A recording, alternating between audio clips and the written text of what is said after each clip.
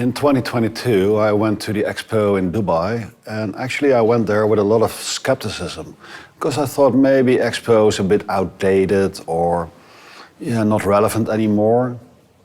But when I visited Expo in Dubai, I knew instantly, no, this is very important. What we need to do is to look at these mega events like they are developing. They are not anymore just about country branding, attracting more visitors to your home country. No, this is about solving global challenges. It's the biggest stage in the world where the whole world comes together to talk about solutions for all these difficult challenges that the world faces. And I think it's so important that Expo brings the world together and allows for face-to-face meetings, for human-to-human interaction. It's the biggest stage in the world. And that made us decide, let's go to Banpaku 2025. So we decided to see the Expo 2025 here in Osaka, Kansai, not as a theme park or like Disney World or USJ. No, it's the biggest stage in the world where the whole world comes together to talk about a future society for our life. So the theme of Expo was for us very relevant. Now, Expo is not a theme park. Expo is like a platform. So for us, it's very important that we, in the collaboration we have with Japan, that we talk about those global challenges and the joint, shared solutions we find together with Japan. So we have been collaborating with Japan more than 425 years now. And the shared feeling of responsibility for a world that's bigger than just our countries offers a beautiful scenario for this Expo. So our theme is a new dawn on common ground.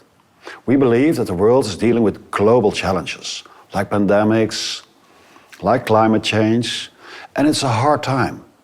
Sometimes it feels, especially for the younger people, that the world's unraveling. With war in the European continent, war in the Middle East, so many global challenges like climate change, and my generation is handing over the planet to the next generation. So we feel the least we should do is to offer inspiration for solutions and offer a seat at the table for the next generation. So this is why we chose the theme, A New Dawn, Inspiration on Common Ground. One is that I read in the newspaper that in normal times it feels like the craziness is at Expo and the normal world is outside, but this time it feels the other way around. It feels like the world's getting crazier and crazier. And this ring that unites all countries within the Expo, that's the normal place where countries try to work together to find solutions for those global challenges on common ground. Now, Japan shows the leadership in these difficult times to bring the whole world together to talk about solutions for global challenges. That is really inspiring. So from the start, we envisioned Expo as this platform where we could enhance the global collaboration, especially with Japan. So since the start of our participation in 2022, when we signed the participation contract, for us it has been clear that we would use this for enhancement of the bilateral collaboration.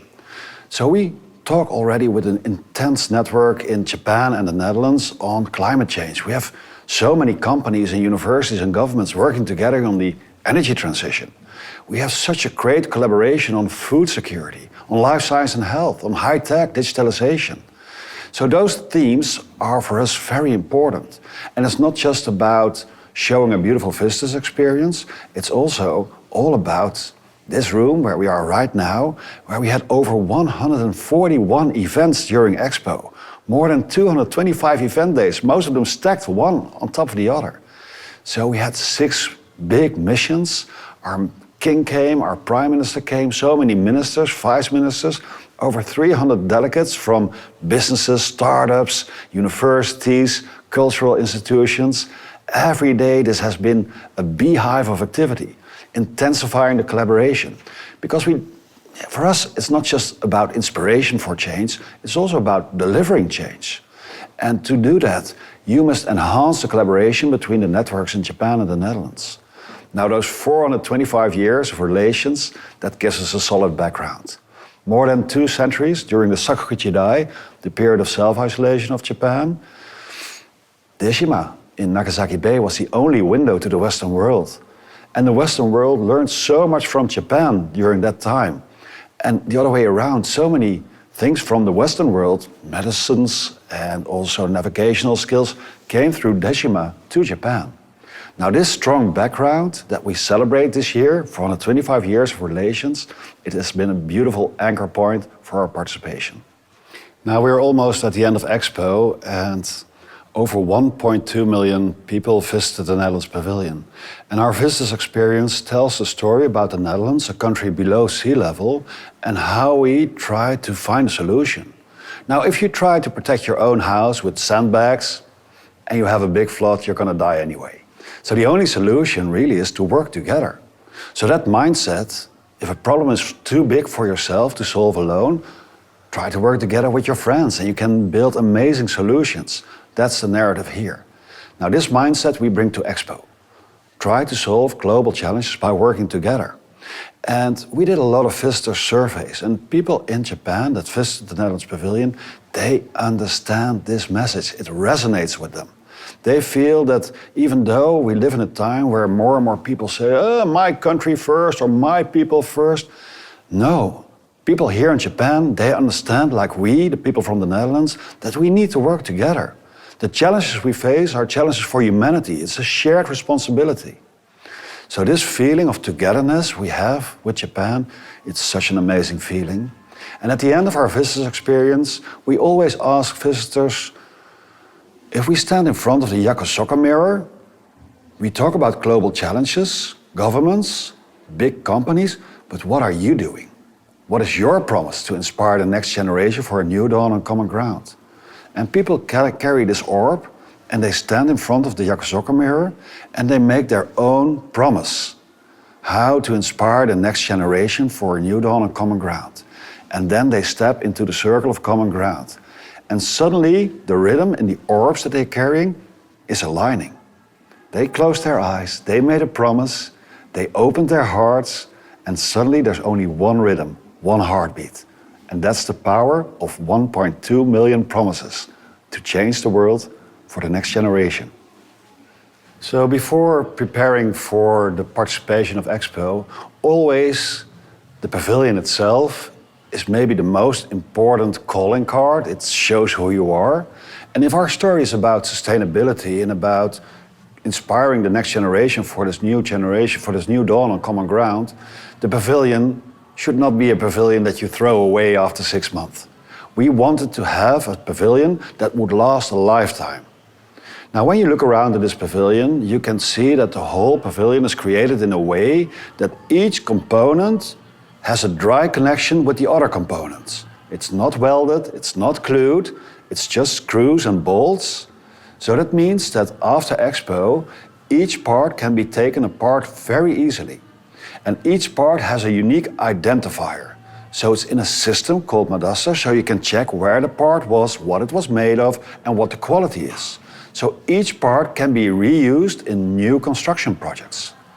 But that was not our highest goal. Our highest goal was to see if we could make a pavilion that could be reused in its entirety.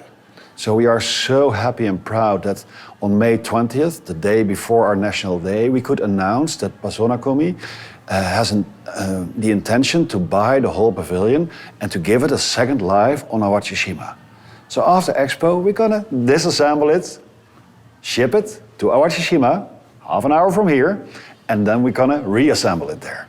So it has a second life, and this pavilion, the spirit of the pavilion, will live on for many years to come. Furthermore, we added several special elements to the design of the building. When you stand in front of our pavilion, you can see the facade is like a wave, and there's a man-made sun reflecting new and sustainable energy coming out of the water, like a new dawn inspiration. But of course, it's also a tip of the hat to Japan as the land of the rising sun. The length of the lamellas that form the wave, when you combine the length, it's 4,250 meters, reflecting 425 years of relations between Japan and the Netherlands.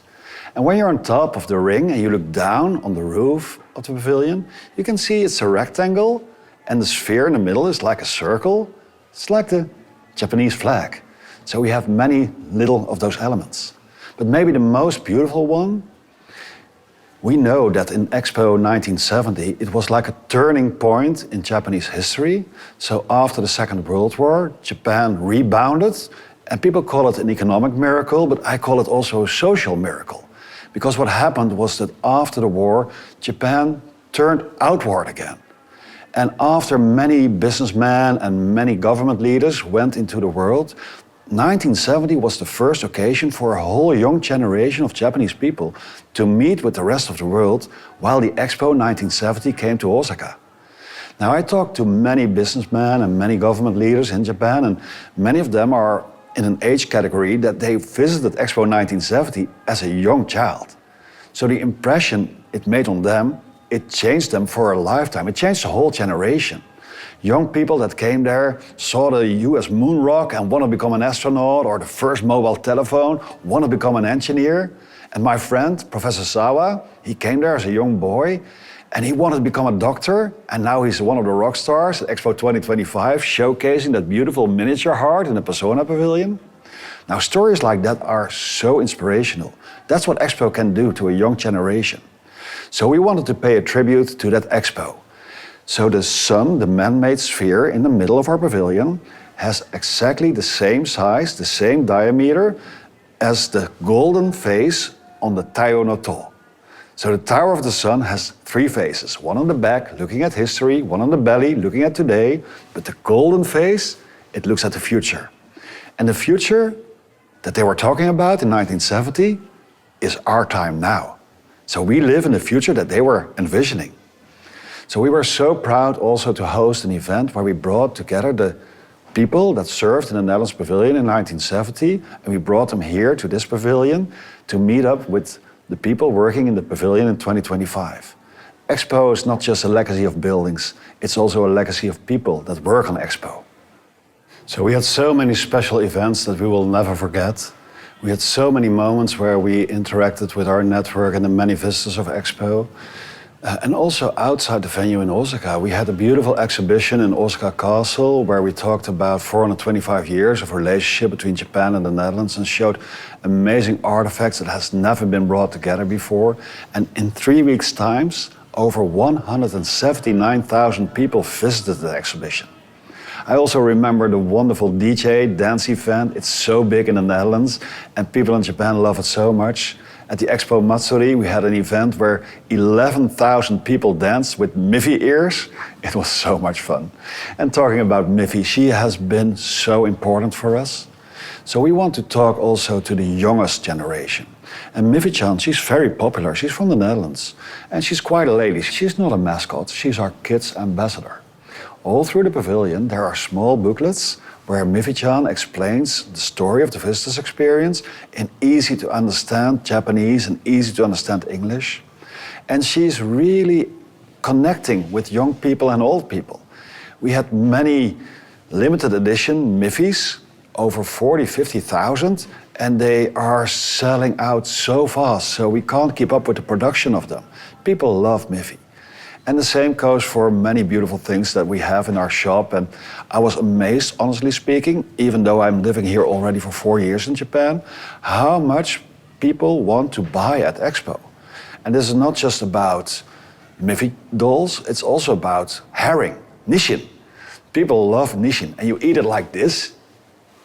So we sold more than 40,000 herring products, and we made our own stroopwafels. They're a Dutch cookie with syrup inside.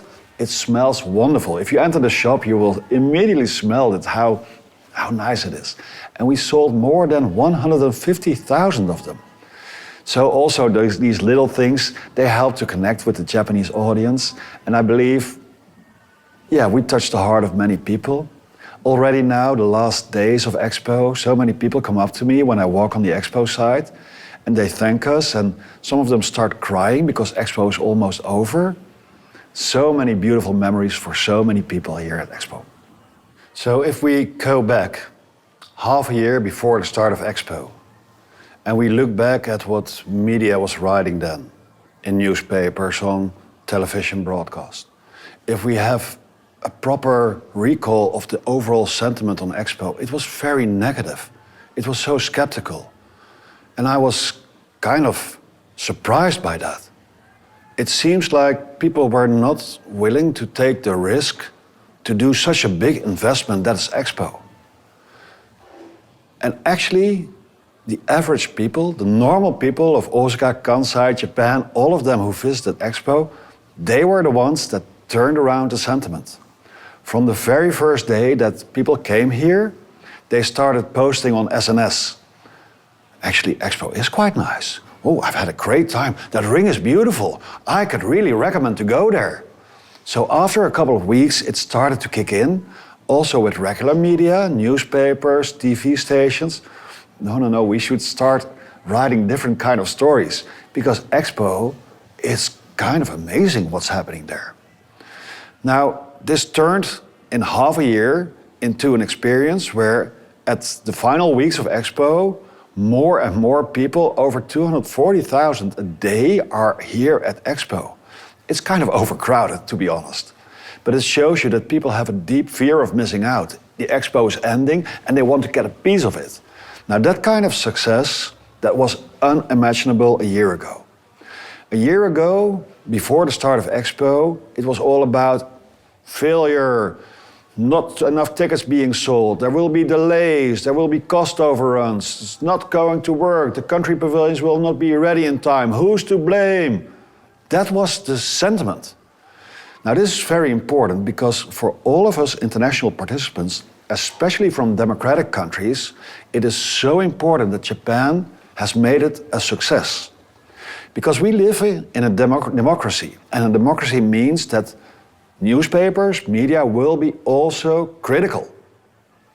We live in a democracy, so that means there will be political backlash. There will be a sentiment within the audience, taxpayers who say, what are you doing with my money? So that puts a lot of burden on organizers. So the normal reaction to that is to be risk averse, not to do any big investments in the future anymore, because you face a lot of criticism. But if Japan shows to the world, and they are showing it, that Expo is viable, Expo is a success. If you do it right, it will make a difference. No, we need those mega events where the whole world connects to talk about solutions for global challenges to happen in democracies. That's the most important part. And I believe it so strongly that even if you're a cynical person and you don't believe in, the world coming together to talk about solutions, even if you just look at the numbers, you can see that the overall investment is a lot of money for the infrastructure, for the Expo side, for everything involved with it. But if you look at the economic numbers, you can see that the return on that investment is 3 or 4 times the amount of money that was invested. The input of this Expo in the economy will show to have a big result. And even when you look at the smaller numbers for the operating cost, we all know that 80% was depending on ticket sales. And we saw how difficult it was to get enough tickets in the pre-sale period. And now at the end of Expo, it looks actually that 28 million people will be on site after Expo. That's an amazing success. And they will have not a deficit, they will have a profit on that. Now, I believe that's a big success. Also for the cynical people, look at your numbers. If you do it right, Expo has a business case. But most of all, let's not stop dreaming. We need dreams, we need imagination, we need feelings, emotions. And people that visited Expo, they will feel all the emotions that an Expo can result in. And that mindset, that's worth so much more than any amount of yen or euros or dollars. It's about people. So for me, Expo 2025 is an Expo that's for the people, by the people. When everybody was cynical about Expo, there was one beacon of light, and that was the moment they were applying for volunteers. They were looking for volunteers, and so many people applied. And that for me was a strong sign of interest. And think about those volunteers that were here on the site every day, but not just here, also at Kix Airport, waving at everybody, also at metro stations in the city. Day after day after day, they were there, and I was so proud of them for their loyalty to this cause of Expo. It was amazing. So there has been one moment during this Expo that kind of symbolized it all for me. and it was on August 13th. On August 13th at 9:30 in the evening, the Chuo metro broke down, and there were 30, 40,000 people still on the site. All pavilions were closed, and we noticed that some of the staff were going back to our pavilion, so of course they came in and we sat there, and so my team was here, and we were asking what's happening, and we didn't know what was happening actually, but we saw many people still walking around. And also we saw that many elderly people were here, and young families. So at the Netherlands Pavilion, we decided to open up and to share water and food, and we turned on our man-made sun, and we made it orange this time to make it more special. And we have a big Miffy, John. So a big Miffy that's inside the pavilion, and people wanted to take a picture with Miffy. So we turned it into a photo spot, and we gave everyone paper Miffy ears, and people started queuing up at 2:30 in the middle of the night. So there was a queue all the way from Miffy to the Water Plaza and beyond. And this kind of mindset, it was a situation that was actually quite dangerous. People were trying to get out, and people could have been trampled. But the Japanese audience, the Japanese people, turned it into an all-night expo, an experience they will never forget, and we will never forget either. So the behavior of the Japanese audience, quiet and helping one another and polite and looking after one another, it touched my heart so deeply. This for me was a symbol of what we as humanity can do when we are in a difficult situation. I love that so much. Honestly speaking, after all the cynicism before the start of Expo, on April 13th, my Expo was already a success. When I came there that morning on April 13th, and I went to the Water Plaza, and there were 10,000 people singing the Ninth of Beethoven, Ode an der Freude, Alle Menschen werden Brüder. By coincidence, I was standing next to So Fujimoto, the architect of the Grand Ring. And we shared a deep moment that was so emotional because it was such a symbolic moment that we were all united within the ring, all the countries united by this beautiful symbol that connects not only land and air and water, but also protects us as humanity, bringing sanity to us in a crazy world. So we shared this deep moment of connection, and I felt that meaning of the ring so strongly all during Expo. So after all is said and done, for the Netherlands, we show our appreciation and respect to the organizers, Japan, the prefecture, the city, the national government, Kankiren. You know, the business community here was so strong, investing like 1/3 of the construction cost of the Expo venue, stepping up in the pre-sales period to buy 6 or 7 million tickets when nobody was interested at that time. So that kind of leadership, it has shown the world what Japan can do, and I'm deeply respectful and appreciative of that. But most of all, I want to thank the Japanese people that came and visited Expo and made it such a wonderful experience. So every day, at least for half an hour or an hour, I'm outside under the ring, sitting on one of these benches. And especially during the hot summer, there's always a nice sea breeze over there. And people are sitting there talking with one another, eating their bento box. And in my not so great Japanese, and sometimes in their not so great English, we communicate. And we talk about Expo, and we talk about what they feel about it. And sometimes I'm able to take them with me to the pavilion. So to manage the crowds, we do reservations only. Otherwise, we would have waiting hours of 2, 3, 4 hours. And I didn't want that. But that gives us also the possibility to, when I talk to people and we have a nice conversation, I take them in, I guide them around in our pavilion. And that kind of people-to-people contact, that's the most amazing memory of Expo. And I will take it with me for a lifetime. Okini. As a perspective for the future, looking back on this Expo and looking back to all Expos, it started in 1851. So industrialized countries showcasing innovations to one another. Then it developed into second generation Expo. It was more about country branding. getting more people to like your country and to visit your country. We are now making the transition to the third generation Expo. Countries coming together in the biggest world event to talk about solutions for global challenges. This is the future of Expo. If we move towards that direction, it can be a sustainable future for Expo as well. So when we think about countries like the Netherlands, we do this with a strategy. So already in 2023, we were doing the first missions to Japan and from Japan to the Netherlands to prepare for Expo 2025. We have a vision where we want to be together with Japan in 2027. So we knew what we were going to do during Expo 2025, using it as a platform. So that kind of thinking, it led us to a situation where our Prime Minister came in April and signed an action plan to the strategic partnership agreement between Japan and the Netherlands, showcasing the different global challenges that together we will work on. And during Expo, those 6 missions, those 17 delegations, they came to Japan and they intensified the collaboration with their Japanese counterparts, bringing that change. Now that kind of strategy will leave our relationship between Japan and the Netherlands stronger than ever before. Now looking towards the future, I think this is where Expo should move into.